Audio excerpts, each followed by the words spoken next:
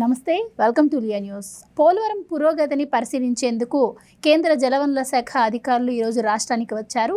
రాష్ట్ర జలవనరుల శాఖ అధికారులు దగ్గరుండి మరి అక్కడ పనులను వాళ్ళకి వివరించడం జరిగింది. మరి పోలవరం ఎంతవరకు వచ్చింది, అక్కడ పనులపై వాళ్ళ అభిప్రాయం ఏంటి అన్న విషయాలు తెలుసుకుందాం. మనతో పాటు ఉన్నారు సీనియర్ జర్నలిస్ట్ సత్యమూర్తి గారు. నమస్కారం సార్. నమస్కారం అండి. సార్, నిన్న మొన్నటి వరకు మనం ఏం ప్రచారం చూసాము, కేంద్రం నుంచి నిధులన్నీ కూడా మళ్లిస్తున్నారు, ఇట్లా పక్కదారి పట్టిస్తే పోలవరం మరి 2027 నాటికి ఎలా పూర్తవుతుందని చెప్పి కేంద్ర జలవనరుల శాఖ అధికారులు అసహనం వ్యక్తం చేశారు అని చెప్పి సాక్షి కథనాల్లో ప్రచురించడం జరిగింది. మరి ఈ రోజు చూస్తే వాళ్ళు పనుల పురోగతిని పరిశీలించడానికి వచ్చారు అంటున్నారు. వాళ్ళు చేస్తున్నటువంటి ఆరోపణల్లో వాస్తవాలు ఎంత, ఈ రోజు కేంద్ర జలవనరుల శాఖ అధికారుల ఎలాంటి అభిప్రాయాన్ని వ్యక్తం చేశారు? ముందుగా మీరు ఒక non political issue, developmental activity మీద మీరు క్వశ్చన్ అడిగినందుకు నాకు చాలా సంతోషంగా ఉంది. ఎందుకు అంటే ప్రజలకి ఈ డెవలప్మెంటల్ యాక్టివిటీస్ ఎట్లా జరుగుతున్నాయి, ఎంత స్పీడ్గా జరుగుతూ ఉన్నాయి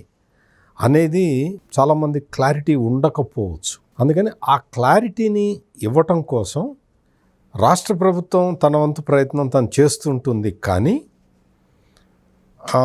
ఇట్లా అంటే ఇప్పుడు మీరు అడిగినట్టుగా తప్పుడు ప్రచారం చేసేవాళ్ళు ఎక్కువ మంది ఉన్నప్పుడు ప్రజలకి వాస్తవాలు వివరించాల్సిన బాధ్యత నాలాగా జర్నలిస్టుల మీద కూడా ఉంటుంది.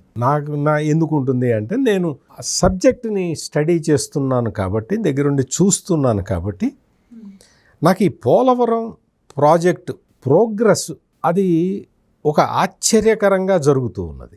మీకు మనం చూసాం జగన్మోహన్ రెడ్డి టైంలో డయాఫ్రమ్ వాల్ కొట్టుకుపోతే చూసే నాథుడు లేడు. చాలామంది అనుకుంటారు మా ఊళ్ళో రోడ్డు పోతే పట్టించుకోలేదు, మా ఊళ్ళో కరెంటు రాకపోతే పట్టించుకోలేదు అనుకుంటారు. అసలు పోలవరం కొట్టుకుపోతేనే ఎవడు పట్టించుకోవాలా? పోలవరం డయాఫ్రమ్ వాల్ కొట్టుకుపోతే జగన్మోహన్ రెడ్డి జమానాల్లో పట్టించుకున్న నాథుడే లేడు. మరి పోలవరం డయాఫ్రమ్ వాల్ కన్నా ఈ రోడ్లు అవి ఇవి పెద్ద గొప్ప విషయాలా?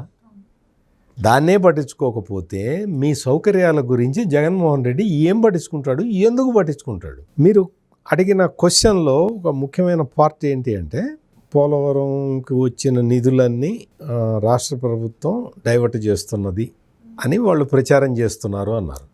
యాక్చువల్గా డైవర్ట్ చేసింది జగన్మోహన్ రెడ్డి. చంద్రబాబు నాయుడు స్పెసిఫిక్గా ప్రతి డిపార్ట్మెంట్కి ఏ డిపార్ట్మెంట్కి ఏ ఫండ్స్ అలాట్ చేశారో బడ్జెటరీ ఎలకేషన్, కేంద్రం నుంచి ఏ స్కీమ్కి ఫండ్స్ వస్తాయో ఆ స్కీమ్కే వాడాలి అనేది స్ట్రిక్ట్ ఇన్స్ట్రక్షన్. జగన్మోహన్ రెడ్డి టైంలో ఈ ఫైనాన్షియల్ మేనేజ్మెంట్ సిస్టమ్ని, అంటే అంతకు ముందర చంద్రబాబు నాయుడు గుడ్ గవర్నెన్స్లో భాగంగా గుడ్ గవర్నెన్స్ ప్రాజెక్ట్ అనేది ఉంది ఒకటి.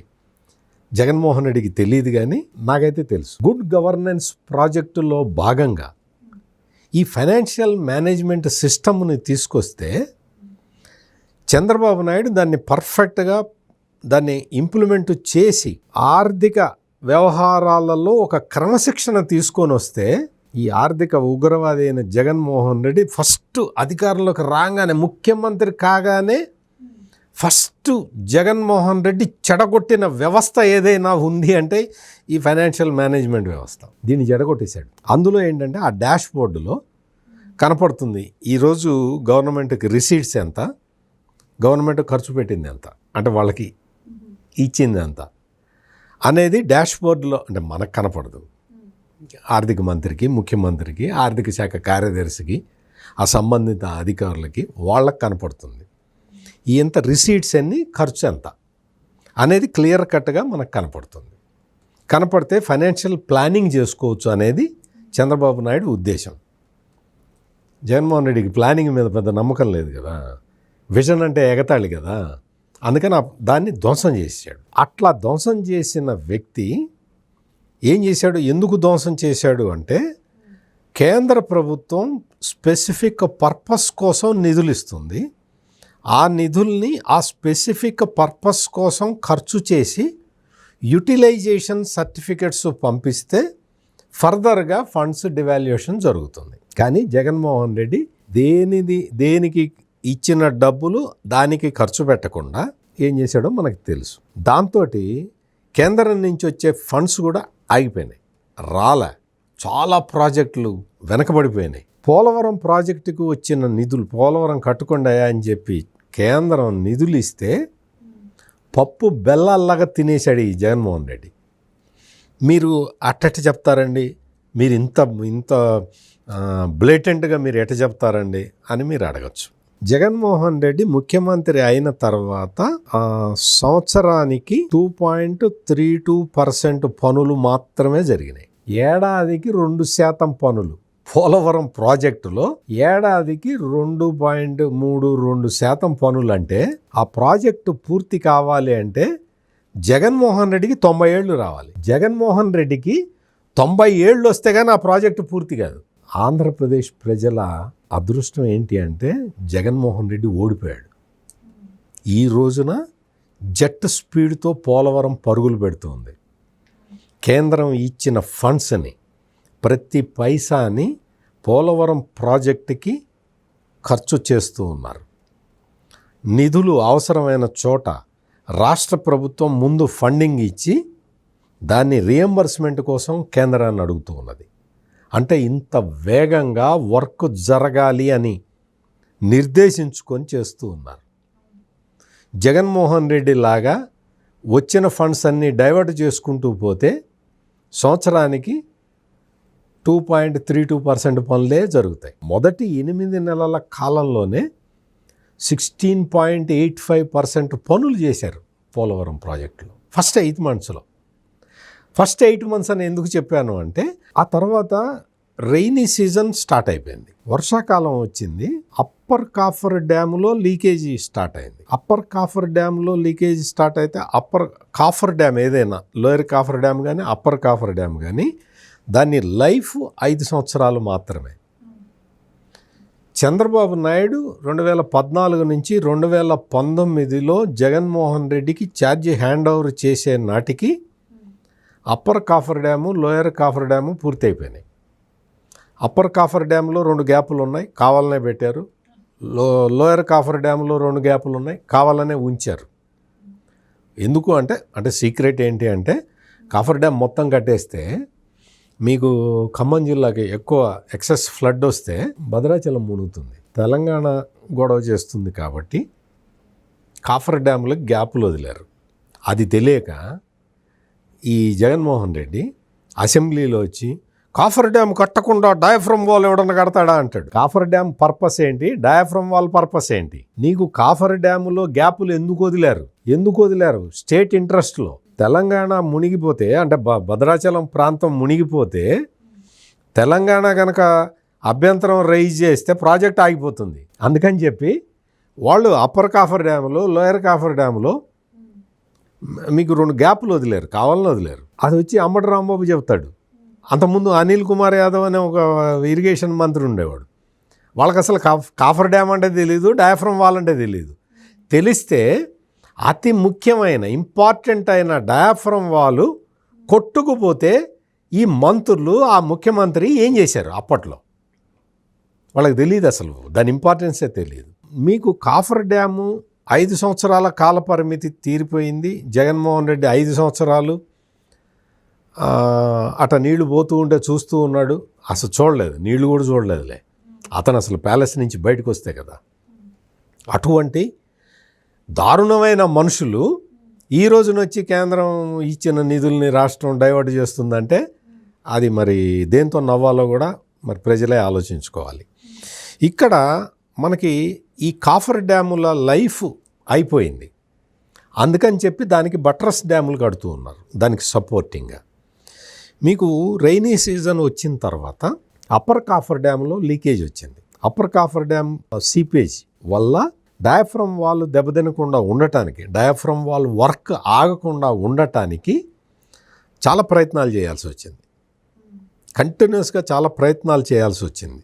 దానివల్ల కొంచెం స్లో డౌన్ అయింది. కానీ డయాఫ్రమ్ వాల్ వర్క్ వర్షాకాలంలో కూడా, ఈసారి వర్షాకాలం చాలా తీవ్రంగా ఉంది. గోదావరి నదికి విపరీతమైన ఫ్లడ్ వచ్చింది.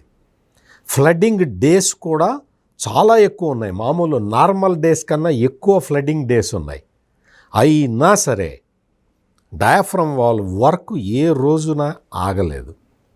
విదేశీ నిపుణులు వచ్చి మొన్ననే చూసి వెళ్ళారు, లాస్ట్ మంత్ ఎప్పుడో వచ్చి చూసి వెళ్ళి రెయినీ సీజన్లో కూడా కట్టారా అని వాళ్ళే ఆశ్చర్యపోయారు. ఈ రోజున జలవనరుల శాఖ వాళ్ళు కూడా వచ్చి, ఆఫీసర్లు వచ్చి వాళ్ళు చూసి పోలవరం ప్రాజెక్టు జరుగుతున్న తీరు, వర్క్స్ జరుగుతున్న తీరు ఆశ్చర్యపోయారు వాళ్ళు చూసి. అంటే అంత ఫాస్ట్గా నడుస్తూ ఉన్నాయి, ఫుల్ స్పీడ్ తోటి నడుస్తూ ఉన్నాయి. Left main canal, right main canal works start అయి వాళ్ళు చేసేస్తూ ఉన్నారు. ఎర్త్ కమ్ రాక్ఫిల్ డ్యామ్లో గ్యాప్ 1 గ్యాప్ 2 4 నెలల కిందటో 5 నెలల కిందటో మొదలుపెట్టారు. అవి టార్గెట్ పెట్టుకొని చేస్తూ ఉన్నారు. అంటే మీకు ఇవన్నీ ఎందుకు చెప్తున్నాను అంటే, ప్రాజెక్టులో ఈ ప్రాజెక్టు వర్క్స్ సైమల్టేనియస్గా జరుగుతూ ఉన్నాయి. నీకు డయాఫ్రమ్ వాల్ కట్టి అది పూర్తి అయిపోయిన తర్వాత నేను కాలువలు తవ్వుతాను, దాని లింక్ పెడతాను అంటే కుదరదు, అంత టైం లేదు. మనం 2027 కల్లా ప్రాజెక్టు పూర్తి చేసి, ఫస్ట్ మొదటి దశ ప్రాజెక్టు పూర్తి అయిపోయి నీళ్ళు ఇవ్వాలి రైతులకి, అది టార్గెట్. అందుకని బ్యాక్వర్డ్ ఇంటిగ్రేషన్ తోటి పనులు జరుగుతున్నాయి అక్కడ. అందుకని చాలా పనులు సైమల్టేనియస్గా జరుగుతూ ఉన్నాయి. ఒకదాని తర్వాత ఒకటి జరగాల్సిన పనులు సైమల్టేనియస్గా చేస్తూ ఉన్నారు. అందుకనే ఈ రోజున ఎర్త్ కమ్ రాక్ఫిల్ డ్యామ్ పనులు కానీ, ఈ డయాఫ్రమ్ వాల్ పనులు కానీ, డయాఫ్రమ్ వాల్ ఈ డిసెంబర్ కల్లా పూర్తి కావాలనే టార్గెట్, పూర్తి అయిపోతున్నది. మ్యాక్సిమం తర్వాత మళ్ళీ టెస్ట్ చేసుకోవడానికి దానికి ఇంకొక నెల పడితే పట్టచ్చు. December 31 target diaphragm wall complete చేయడానికి. డయాఫ్రమ్ వాల్ December 31 లోపల కంప్లీట్ అయిపోతే మొత్తం ప్రపంచంలో ఉన్న ఇరిగేషన్ నిపుణులందరూ వచ్చి చూస్తారు పోలవరం ప్రాజెక్టు ఇట్లా కట్టారు అని. అంటే అంత రిగరస్గా పోలవరం ప్రాజెక్టులో పనులు జరుగుతూ ఉంటే ఈ సాక్షి పేపర్లో అదే డయాఫ్రమ్ వాళ్ళు ఇంత కట్టాలండి, ఇంతే కడుతున్నారు, ఇంత కడితే ఉండదు రవై. నీకు ఎంత డైమెన్షన్లో కట్టాలో అంత డైమెన్షన్లోనే పెట్టాలి. నీకు వేరే విధంగా సాధ్యం కాదు, అది వేరే విధంగా కుదిరే పని కాదు.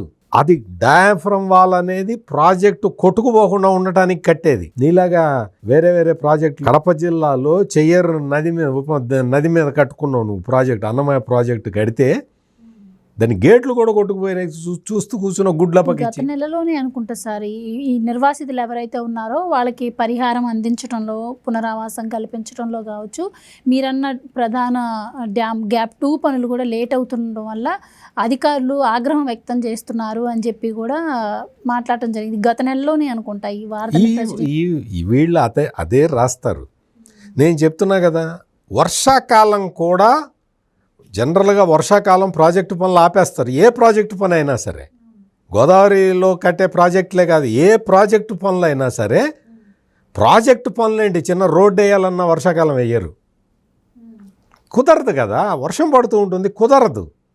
అటువంటిది పోలవరం ప్రాజెక్టు పనులు అంత వేగంగా, అంత వడివడిగా గోదావరి వస్తున్నా కానీ పోలవరం ప్రాజెక్టు పనులని ఆపకుండా కంటిన్యూ చేశారు. ఈ రోజున మొత్తం చాలా ఇంపార్టెంట్ పనులన్నీ కంప్లీట్ అయిపోతున్నాయి. అందుకనే కేంద్ర జలవనరుల శాఖ అధికారులు వచ్చి చూసి వాళ్ళు దే ఫెల్ట్ వెరీ హ్యాపీ. విదేశీ నిపుణులు లాస్ట్ మంత్ వచ్చిన వాళ్ళు కూడా they felt very happy. Quality work జరుగుతూ ఉన్నది, క్వాంటిటీ వర్క్ జరుగుతున్నది. జనరల్గా క్వాంటిటీ వర్క్ ఎక్కువ అయితే క్వాలిటీ తగ్గుతుంది కదా సహజంగా, కానీ క్వాలిటీ తగ్గకుండా ఎక్కువ మొత్తంలో పనులు చేయటంలో మీరు అసలు ఎట చేస్తున్నారని అందరూ ఆశ్చర్యపోతూ ఉన్నారు.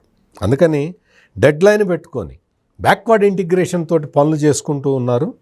మీరు చెప్పిన ఇంకొక ముఖ్యమైన పాయింట్, పోలవరం నిర్వాసితుల సమస్య.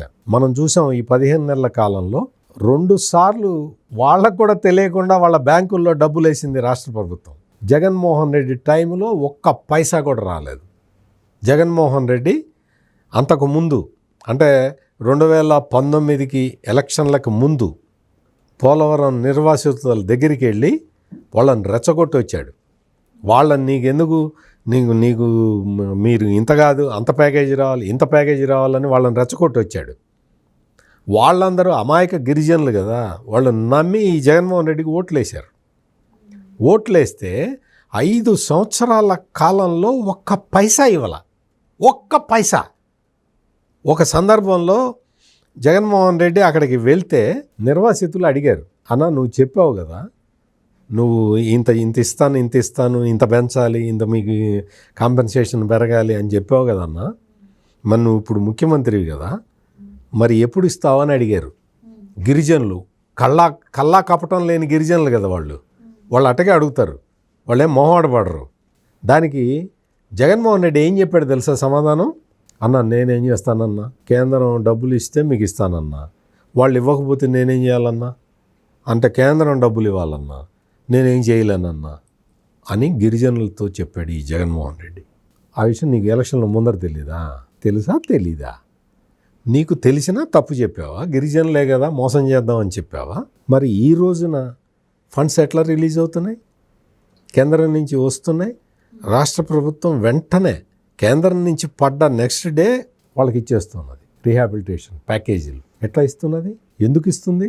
మొత్తం అంటే ఈ సంవత్సర కాలంలో, వచ్చే సంవత్సర కాలంలో 2026 లోపల అది పూర్తి చేయాలి. 27లో మొదటి దశ పూర్తయ్యే నాటికి పునరావాసానికి సంబంధించిన సమస్య ఒక్కటి కూడా వినపడకూడదు అని చెప్పి చంద్రబాబు నాయుడు ఆదేశాలు ఇచ్చాడు. దీంట్లో ఆ డైరెక్షన్లో ఆఫీసర్లు పనిచేస్తూ ఉన్నారు. నువ్వు ఒక పైసా ఇవ్వని నువ్వు ఇప్పుడు వచ్చి పునరావాస ప్యాకేజీ గురించి మాట్లాడితే చాలా నవ్వులాటగా ఉంటుంది. అందుకని అన్ని పనులు సమగ్రంగా ఒక్కొక్క దానికి డెడ్లైన్ పెట్టుకొని ఆ డెడ్లైన్ని రీచ్ అవ్వాలంటే ఎంత వేగంతో పని చేయాలి. ఇంత వేగంతో పని చెయ్యాలి అంటే రా మెటీరియల్ ఎప్పటికీ సిద్ధం చేసుకోవాలి. ఆ రా మెటీరియల్ ఎక్కడి నుంచి తీసుకురావాలి, ఇవన్నీ ప్లాన్ వేసుకొని ఆ ప్లాన్ ప్రకారం రా మెటీరియల్ తెచ్చుకొని ఆ రా మెటీరియల్ని వినియోగించే యంత్రాలను తెచ్చుకొని ప్లాన్ ప్రకారం పని చేసుకుంటూ టార్గెట్ రీచ్ అవుతూ ఉన్నారు. అందుకనే ఏ నిపుణుడు వచ్చినా కానీ పోలవరం ప్రాజెక్టు పురోగతిని చూసి సంతోషం వ్యక్తం చేస్తున్నాడు. దిగులు పడుతున్న ఏకైక వ్యక్తి Jaganmohan Reddy. Thank you so much. నమస్కారం అండి. Please subscribe to Leo News for more videos.